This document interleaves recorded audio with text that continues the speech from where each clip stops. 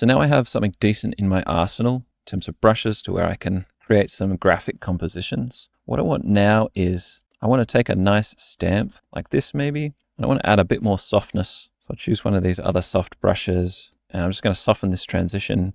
I'm going to start making some brushes that are good for laying in color, still have some kind of directionality to them, but I'm just using this eraser tool with this brush I've already made and just adding a bit of softness. So let's try something like this. We hit F9 again, and already you can see because of that soft silhouette I gave the stamp, I'm getting a lot of softness in the brush. I'm just testing X and Y jitter to see if that's something I might want for this one. I might keep them off for now. I'll set angle to direction, and I'm going to add a slight tilt just so that it has a little bit of thickness. But you can see that's got already like a lot of character. So let's say I was laying in color, some kind of grassy color. Well, what would I want this brush to be able to do for me? Well, first of all, when I rotate it like that, I'm not sure I like that it has that randomness on the end of the stroke. I might change that later, but for now we'll keep it, and let's add some color dynamics. So we'll set our hue, saturation, and brightness jitter to some low values by default. And if we zoom in, you can see that's just adding a little bit more grittiness to the strokes, making sure we have that set to apply per tip. Right?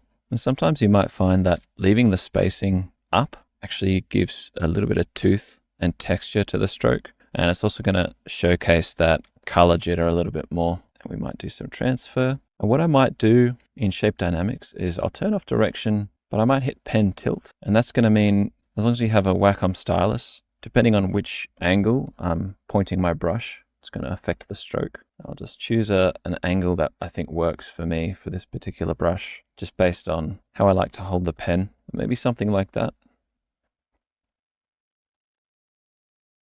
I'm thinking something like this is quite a nice brush for just laying in some textured strokes on a landscape, say.